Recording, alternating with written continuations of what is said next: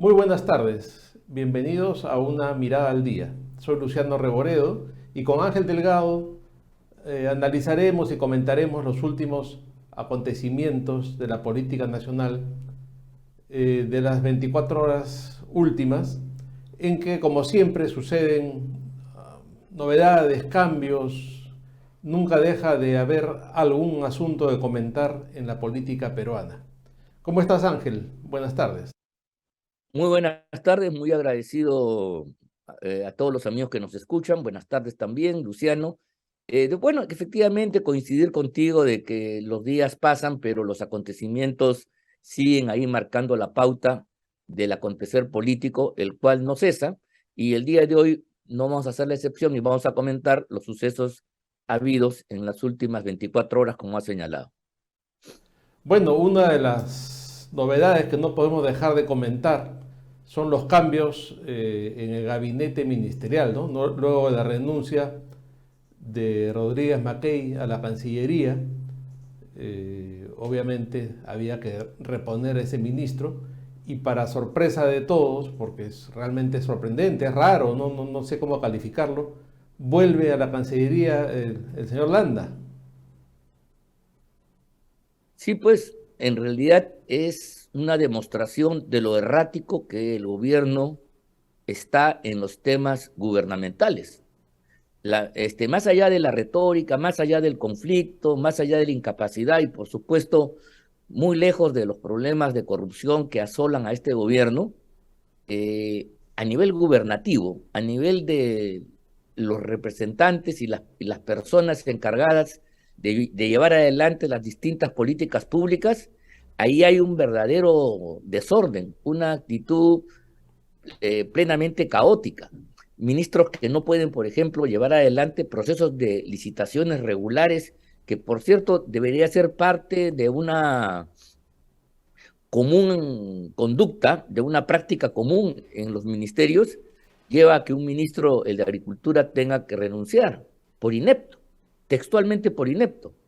Yo conozco al personaje, fue un individuo que en su tiempo era un intelectual, un hombre vinculado a la universidad, a los temas agrarios, pero parece que no da pie con bola a la hora de manejar los asuntos propios de la administración pública. Esa es la explicación de la salida de Alencastre. Y en cuanto a la sorpresiva renuncia también de Rodríguez Mackey, porque francamente algunos dicen que el tema de Convemar, o sea, el tema de la Convención del Mar, pero que en eso se haya generado una discrepancia y que Rodríguez Mackey haya tenido una posición de principio para quien no ha tenido ningún empacho en tragarse todas las ruedas de molino del castillismo y desdecirse en forma flagrante de lo que dijo meses atrás y terminar juramentando ante Castillo. Yo no puedo creer que por una discrepancia de orden absolutamente abstracta, técnica, como es si se firma o no la Convención del Mar, el señor haya presentado su renuncia. La verdad que eso no me resulta muy sustentable. Y por otro lado, la vuelta de Landa revela pues que ya las cosas están llegando a un nivel absurdo, porque ¿para qué lo sacan a Landa? Yo pensé que Landa había renunciado en medio del caos, aprovechando ya para quitarse, había salido con su gusto oportunista de tener el fajín ministerial para su currículum y su carrera como profesor universitario y en los medios internacionales. Eso supongo que le dará algún rédito y solamente eso podría justificar la vergüenza de haber pasado por un gobierno como el de Castillo. Pero ahora vuelve de modo reiterado. Quizá tenga algún tipo de propósito. No sé, él estuvo impulsando el tema de Escazú, quizás es lo único que podría hacer. Mackey, cuando le preguntaron sobre el asunto, dijo que estaba archivado y añadió, está bien archivado. Entonces, no sé si este gobierno va a intentar dar una batalla por el tema medioambiental que más afecta a nuestra soberanía y que además ya hay un rechazo parlamentario y un importante rechazo en la sociedad. Si quieren dar batalla en este campo, bueno, la daremos, pero me parece realmente poco consistente, desproporcionado, visto el momento actual. Bueno, Landa puede vestir un poco mejor, pero revela que el individuo pues, es como una tarjeta de cambio que entra y sale, sale y entra, y la verdad, nosotros ni siquiera sabemos el por qué, ¿no? todo esto merecería una explicación y quizás valdría la pena preguntar a algunos amigos en Cancillería para tener un panorama más exacto de estas cosas que sin duda deben sorprender a la opinión pública. Aunque la verdad la sorpresa en este gobierno deja de ser tal porque es lo cotidiano. Cuando las cosas suceden de la forma que pasan en este gobierno, sin ningún tipo de razón, la sorpresa se produce al comienzo, pero ya nos han acostumbrado a lo mismo, que las situaciones anómalas son lo regular, son lo normal. Y este cambio, recambio, entra y sale en un mes de diferencia, 34 días para ser exactos, revela pues esta inconsistencia y habla muy mal de todos los personajes, incluyendo aquellos que se prestan para entrar y salir de los ministerios como si fuera pues una moneda de cambio, barata además. Bueno, hay tres temas ahí con Rodríguez Mackey, ¿no? Uno sería lo de que acabas de mencionar, Escazú, que es muy preocupante. Lo otro que también se habló y que parece que él promovía la firma de Convemar, de la Convención del Mar, cosa que el gobierno no ve bien y que lo ven como aparentemente un tema de principios, cosas raras en este gobierno, ¿no? Extraña. Y lo tercero, lo del Frente Polisario y este asunto que quedó fuera de sitio cuando él dijo que ya se había roto las relaciones con la República Inexistente Saharaui, esta historia tan extraña también en la que nos metió el gobierno y que luego fue desmentido por el mismo Castillo, ¿no? Entonces, claro, tú dices con mucha propiedad que a qué viene esta posición tan principista ahora luego de que se había Sí. desdicho de todo lo que antes él opinaba para ponerse el fajín de canciller, ¿no? Cosas Entonces, más grandes, cosas claro, más cosas más grandes. serias, ¿no? Porque él era un crítico del gobierno desde la campaña electoral en que incluso él se sumó a la idea de que había un fraude, ¿no? Entonces, luego de decir que hay un fraude y de criticar toda la corrupción del gobierno y una serie de políticas equivocadas, asume ser canciller y una vez que es canciller se vuelve muy principista y se va a los 34 días, es muy raro. Pero más raro todavía es el retorno de Landa, ¿no? Algo se está cocinando ahí que no llegamos a saber muy bien todavía, pero ya nos vamos a enterar porque suelen ser muy obvios también en sus manejos, ¿no? Mira, lo único que a mí me podría suscitar la vuelta de Landa para el gobierno serían las relaciones que éste tiene con la Comisión Interamericana de Derechos Humanos y con el Tribunal Constitucional, perdón, y con la Corte Interamericana, con sede en Costa Rica. Entonces, digamos que Landa podría servirle a Castillo para construir un frente internacional, un frente en el exterior para poder defender su presidencia. Eso sí, digamos, le aporta Landa, cosa que no tiene Rodríguez Mackey. Mackey no tiene esas relaciones, Claro. me refiero. Y en algún momento determinado, cuando, digamos, por ejemplo, hay una propuesta que está corriendo en el Parlamento que a mí no me parece mucho, pero en fin, puede que la aprueben si tienen los votos, de cambiar el reglamento y reducir el número de votos necesarios para la vacancia presidencial, ¿no? Por ejemplo, si eso se produjera, eso va a dar lugar a una fuerte tensión y además es un asunto que tiene algunos problemas jurídicos, como querer justamente reducir un grado de protección que se estableció en general para un caso concreto. Entonces eso se puede interpretar lo que aquí decimos en lenguaje corriente, normas o leyes con nombre Con propio. nombre propio, sí. Y entonces ese es un asunto que, por ejemplo, podría sí merecer el rechazo, la llamada atención en primer lugar de la Corte Interamericana. Con Landa y compañía, yo quiero recordarle a los amigos que nos escuchan que ya hace unos años atrás, cuando él era miembro del Tribunal Constitucional, él conjuntamente con otros colegas suyos, ¿no? Modificaron una sentencia a favor de un grupo de marinos donde se establecía de que los delitos que habían cometido no encajaban dentro del delitos de lesa humanidad, que tiene un tratamiento más duro, que no tiene, por ejemplo, la posibilidad de indultos ni ningún beneficio penitenciario. Y a pesar que esta sentencia se había dictado 3 años y medio atrás, el hecho de que la redacción del voto de un magistrado que en ese momento estaba enfermo y no podía ya defenderse, en la parte considerativa, pero que él al final se suma a la sentencia, hizo que, de modo prevaricador, la mayoría del Tribunal Constitucional de entonces eh, revocara la sentencia y contra la realidad dijera que esos marinos habían sido sentenciados bajo la óptica del delito de lesa humanidad, que repito, el Perú ni siquiera había suscrito en esa fecha el tratado correspondiente. Pero cuando se hizo la denuncia constitucional correspondiente y lo estaba viendo la subcomisión de asuntos constitucionales de entonces, en ese momento intervino la Comisión Interamericana de Derechos Humanos, que tiene sede en Washington, y hizo un escándalo.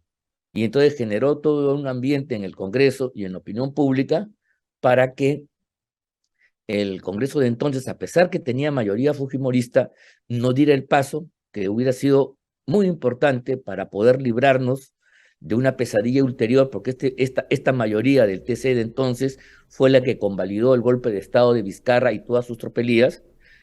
Eso implicaba la destitución de 4 magistrados del Tribunal Constitucional, te das cuenta, con distintas responsabilidades. Retrocedió, no lo hizo y quedó impune este acto absolutamente nefando, este acto terrible, este acto nefario, ¿no?, contra la institucionalidad y la legalidad en el Perú.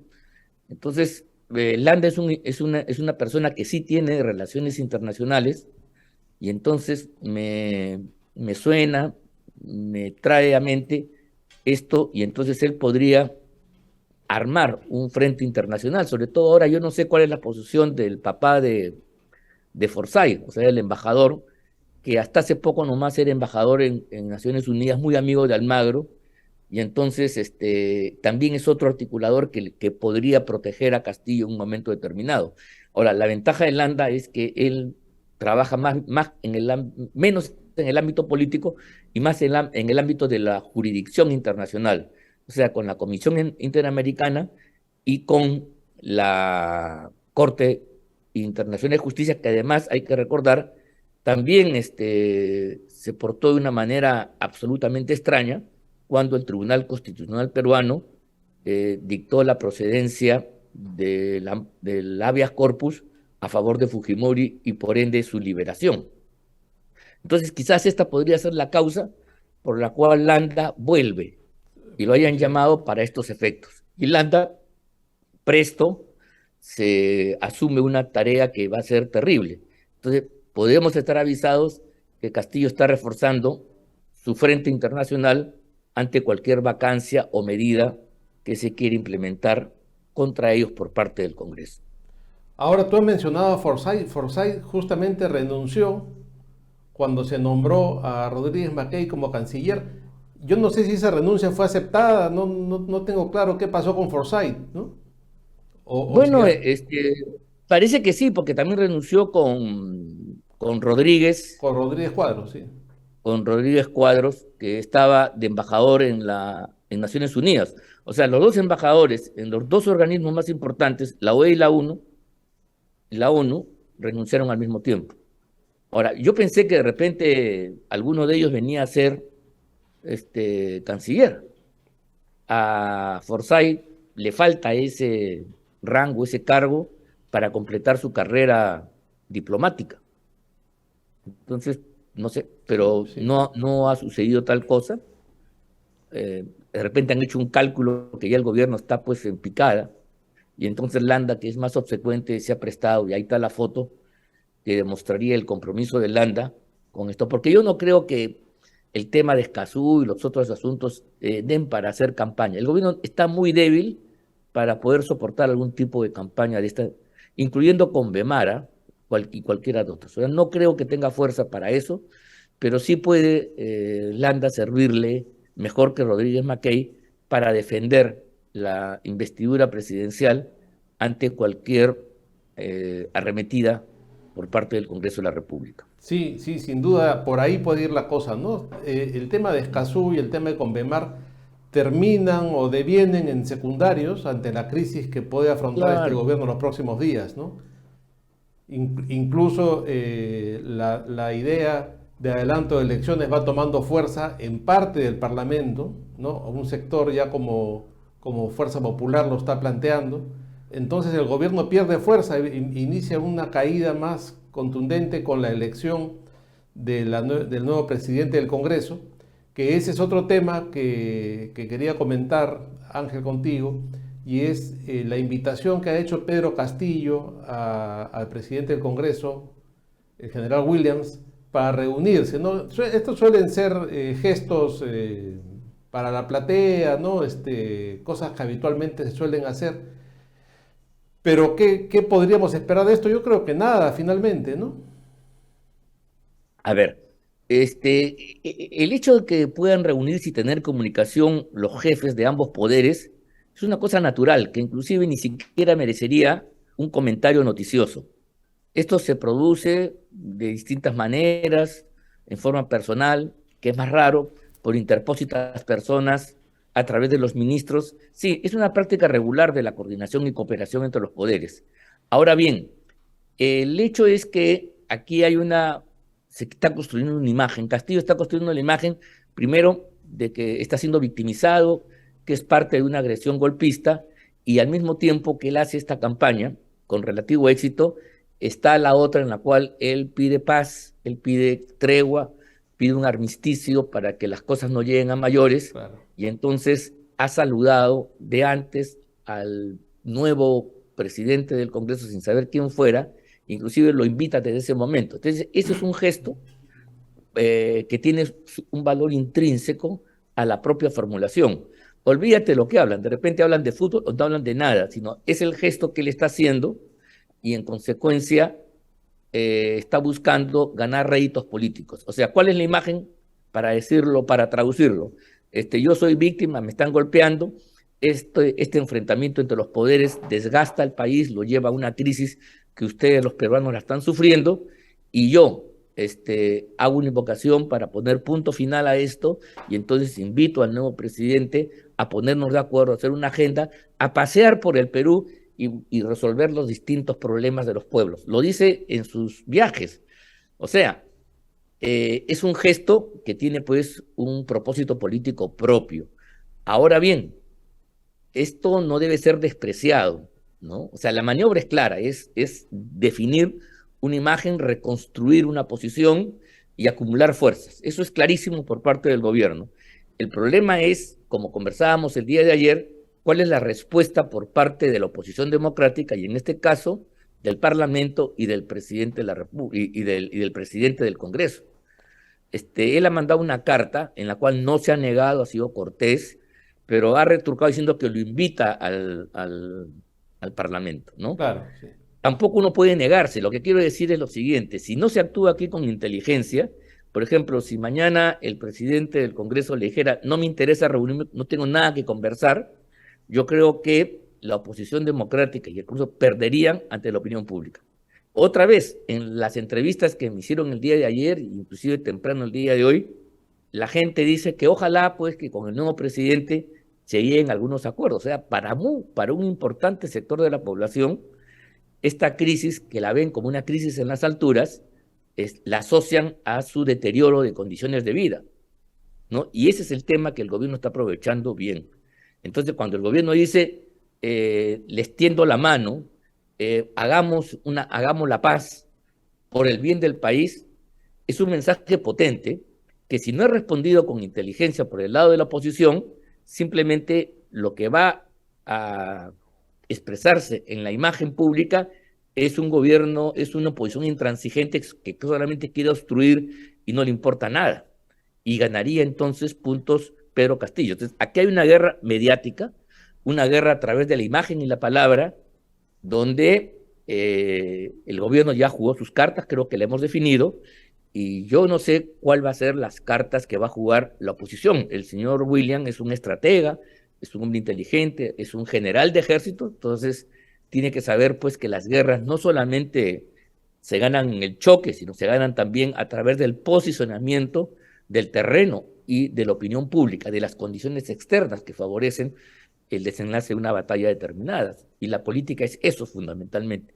Entonces yo espero que la oposición tenga una reacción inteligente, positiva, y no quede pues comprendida como aquellos que están de alguna manera bloqueando la posibilidad de llegar a un arreglo, porque la gente siente que en este desajuste hay pues, está asociada a su malestar y al deterioro de las condiciones de vida que ya mencioné hace un instante. Sí, Ángel, de acuerdo. Uno de los temas que es importante comprender es en el asunto político es que una cosa son los hechos y otra cosa es la percepción que tiene la sociedad de esos hechos. Así ¿No? es. Una cosa es la realidad y otra cosa es la percepción de la realidad. Y muchas veces en la estrategia política hay que moverse en ese terreno de la percepción de la realidad que tiene la sociedad. ¿No? Es decir, está bien, la oposición está en una posición muy clara con respecto a un gobierno en que todos convenimos que aparte de incapaz, aparte de todas las muestras de poca capacidad para gobernar y de todo lo que podemos ver, es un gobierno corrupto.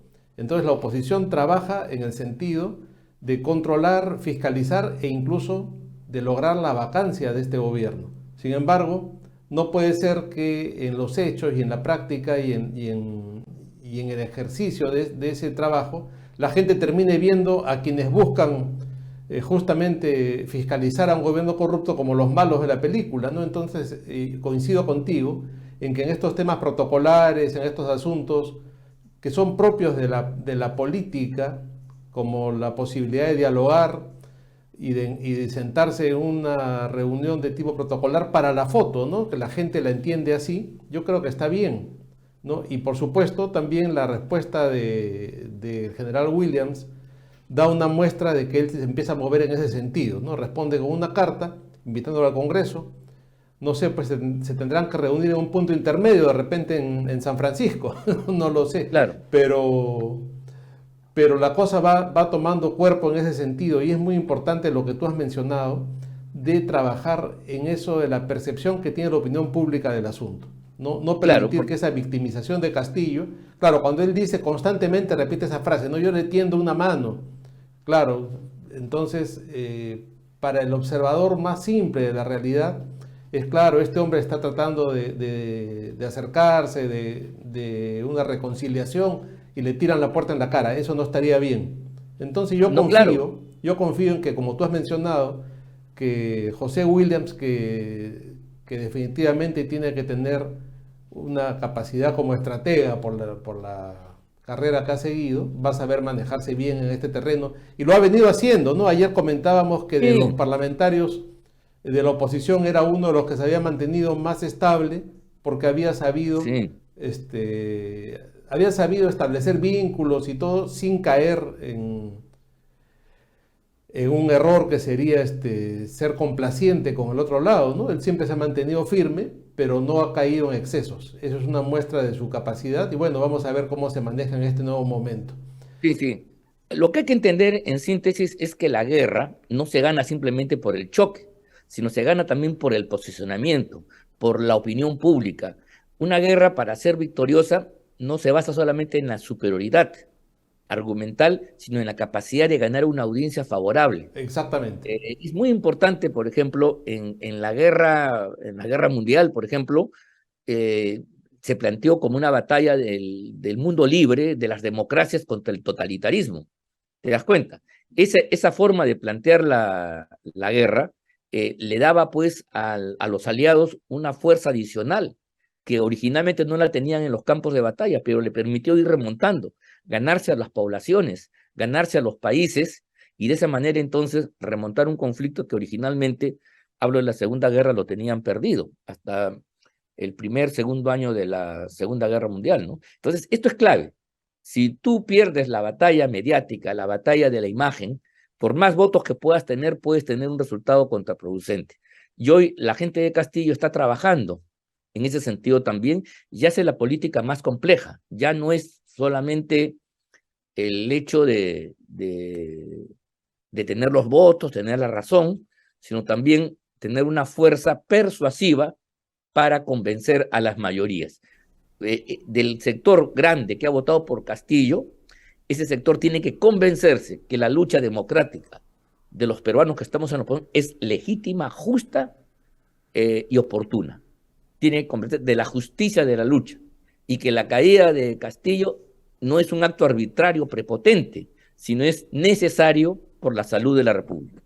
Eso es Claro, fundamental. del otro lado, desde el otro lado, manejan eso bastante bien, ¿no? Porque ponen la etiqueta de golpista, de obstruccionista, Claro, y eso les va funcionando. Y justamente es lo que tú mencionas, ¿no? El manejo de los medios y de las imágenes en beneficio de una estrategia política, buena o mala, ¿no? Pero hay que ver cómo llega eso a la opinión pública. Y hablando de así estrategias es. políticas y de batallas, se está dando una batalla un poco silenciosa para la mayoría que todavía no le presta mucha atención, que es la batalla por las elecciones municipales. Hubo un debate que fue bastante pobre. El problema de estos debates cuando participan tantos es que no se puede llamar casi debate, ¿no? Sí, No se puede hacer pues, un debate entre 8, entre 6, entre 5. Tiene que ser generalmente de 2. Pero bueno, hemos visto una situación bastante lamentable en algunos pasajes, agresiones, lo que está pasando últimamente, ¿no? Y un show en la calle de los prosélitos de cada uno de ellos, pero no hay todavía, hay que decirlo lamentablemente, un candidato que destaque por sus propuestas, por la seriedad del planteamiento, en ninguno de los debates que ha habido, y esto se traduce en que hay un desánimo en la población, ¿no? Más de un 40% todavía no le presta mucha atención ni mucho interés al tema municipal, que es fundamental, es importantísimo lo así que es. pasa en las regiones y lo que pase con las municipalidades. Mm. Probablemente el escenario sea distinto en otras partes del país. Conversando con algunos amigos me dicen que sí, en Arequipa, en el norte hay entusiasmo por la campaña municipal regional, pero en Lima eso no sucede. La campaña municipal limeña está en la clandestinidad, está en los socavones de la opinión pública. Estamos ganados por otras cosas. Y estos programas que no solamente son aburridos, sino que además repiten un sonsonete, en realidad no los ve nadie, ¿eh? Yo mismo tiendo a pasar y ver otro canal y preocupado por otros asuntos. Entonces, estamos ya creo que a 3 semanas, ¿no?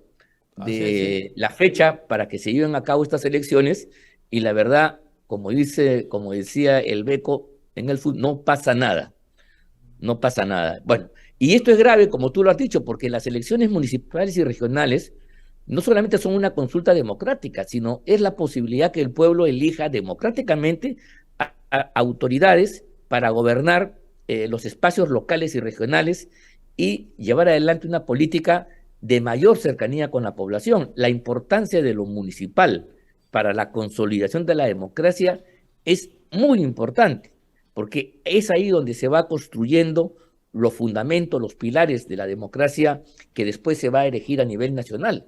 Y por esa razón, el hecho que haya un desánimo, que haya un decaimiento de esta práctica donde, repito, la democracia se revitaliza, los errores que se puedan cometer arriba, en alguna manera van a ser retomados y recuperados con la sangre nueva que entra por el lado de las municipalidades, especialmente, incluso las distritales, donde regidores, gente joven, gente nueva, va a empezar a asumir responsabilidades y ahí se van a ir calificando poco a poco en la medida que avanza el tiempo y entonces van a ser los futuros dirigentes del país. Esa es el ritual, ese es el proceso en el cual una clase política se renueva de generación en generación. Y mira tú, el hecho que el día de hoy no haya mayor interés en el asunto, está revelando pues una anomalía en la vida política, que no es la única, pero que sin duda es un síntoma de la perversión, del decaimiento, de lo que está significando el quehacer político para millones de peruanos, en este caso limeños, para ser más exacto, ¿no? Claro, ahora el tema de los gobiernos locales se vuelve cada vez más importante y no hay que perderlo de vista, porque ya vemos cómo el gobierno viene trabajando precisamente eso, ¿no? Las relaciones a través de las prefecturas y su constante gira por las provincias y por los departamentos, por las regiones, y cómo en más de una ocasión convoca a los presidentes, o se llaman gobernadores ahora, ¿no? Los gobernadores regionales, y ahí hay toda una estrategia también del gobierno para fortalecerse en esas áreas. Entonces no podemos perder de vista la importancia que tiene dentro del esquema de gobierno, del tema democrático, los gobiernos locales. Sin embargo, se está perdiendo un poco de vista y yo estoy seguro que el gobierno viene trabajando muy seriamente en esto porque también está el asunto de los medios de comunicación de provincias, de las radios de provincias, donde ellos están trabajando mucho, nos vayan a dar una sorpresa en las elecciones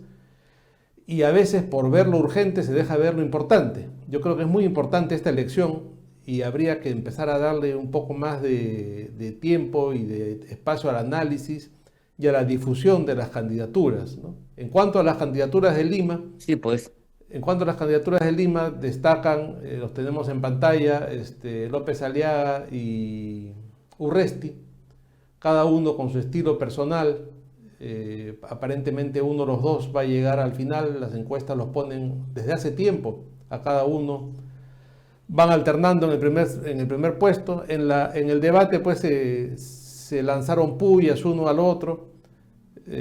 Todo tipo de acusaciones e incluso llamó la atención el intento de Urresti de victimizarse también llamándose, no sé si viste esa parte, cuando él dice no me saludas porque yo soy marroncito, soy cholo, ¿no? Qué curioso que haya recurrido a ese tipo de argumento para una Bueno, victimización un poco en el estilo del gobierno, pero en fin, a mí me llamó mucho bueno, la cuidado con atención ese que tipo de propaganda. Mira, ese tipo de cosas son las que yo te digo, están de moda. Eso es un asunto que lo ha puesto, no digo que Urresti lo sea, tampoco no quiero exagerar, pero esa temática, ese estilo lo ha impuesto el Foro de Sao Paulo, ¿ah? Y ha logrado en Bolivia y en otros países tener una aceptación que va más allá de los grupos, digamos, indígenas, autóctonos, ¿no? Como hay un sentimiento de culpa en los blancos, en los blanquitos, entonces este tipo de mensajes que apelan a lo racial, a lo étnico, empiezan a cobrar una relevancia que la verdad yo pensé superada ya en el siglo XXI, sí, pero es se ha sorprendente, ¿ah? aumentado. Pero Urresti recurrió a eso, ¿no? Y le dijo a Sí, López sí, sí, Aliaga, tú sí. no me saludas porque soy marrón, porque soy cholo. Y una Por cosa eso pues hay que rarísima, ¿no? tener, Pero otra vez hay que tener mucho cuidado, porque este tipo de prácticas, que es la que Castillo lo hace a cada rato, evidentemente debe tener algún tipo de predicamento, debe sí, calar de alguna manera. sí, Lo que sí, pasa es que sí. a Castillo la incapacidad y la corrupción opacan este mensaje, pero imagínate que Castillo no tuviera los problemas de corrupción que tiene en el grado en el grado en que está, y digamos su gobierno no fuera tan desastroso como el que es, esta prédica realmente sí podría generar una acumulación de fuerzas importantes en sectores del país. Bueno, finalmente eso le dio resultado a la hora de la votación y alcanzó más de un 50% de los sufragios. Al margen que haya habido irregularidades o fraude, el hecho es que Castillo tuvo una importantísima votación. Y ese es un lenguaje que ya lo van a usar otros, lo usa Antauro Humala sin duda alguna, Sí, claro. y inclusive Urresti, que no es de ahí, pues él viene de ser militar, tiene otra experiencia, también recurre porque sabe que le está dando algún tipo de beneficios de orden electoral, ¿no? Sí, pues es increíble. Bueno, eso también recordarás, le funcionó muy bien a la señora Elian Karp, ¿no? Que fue una de las También, primeras que empezó con este tipo de temas y formó una ONG y así es. todo en la que difundía este tipo de mensaje que en realidad es lamentable Mucho que cuidado con él, a claro. estas alturas. Solo que claro, en ese momento la cosa era un poco más estrambótica y hoy día se ha vuelto más cotidiano. Hoy día eso ya está en el discurso oficial permanente. Sí, sí. El gobierno, sus ministros lo dicen a cada rato, ¿no? Todos los días, en todos los mensajes. Y repito, de tanto reiterar, algún sedimento debe quedar. No te olvides tú lo que decía Goebbels, el famoso ministro de propaganda nazi: miente, miente, miente, que algo queda. Claro, se va repitiendo tanto se repite que va quedando en Así la es. mente el Mucho colectivo, cuidado, ¿no? que la saturación de un mensaje produce un determinado efecto. Esto hay que decirlo porque a veces las fuerzas democráticas queremos hacer una lucha simplemente racional. Y la política está demostrada en el Perú, sobre todo, que de racional tiene una parte, pero tiene una enorme parte, un enorme espacio de pasiones, emociones y subjetividades que no tienen nada que ver con la razón. Una serie de teorías de la comunicación sobre las cuales podríamos conversar en algún momento, ¿no? Que hablan sobre este tema, el recorte de la realidad, ¿no? Como un medio de comunicación solamente empieza a recortar la realidad en un aspecto y termina convirtiéndola en el total de la realidad, ¿no? Entonces la gente Sí, empieza a sí, enfocarse solamente en un tema y eso es lo que muchas veces se hace, ¿no? O otras teorías como la famosa teoría de la aguja hipodérmica que se usó durante la Segunda Guerra Mundial que tú has mencionado para levantar el espíritu y el ánimo de los norteamericanos en el cine, en las películas, en el teatro, etcétera, pero ya será motivo de otra conversación, porque el día de hoy se nos ha acabado el así tiempo, es, así Ángel, es. será hasta mañana.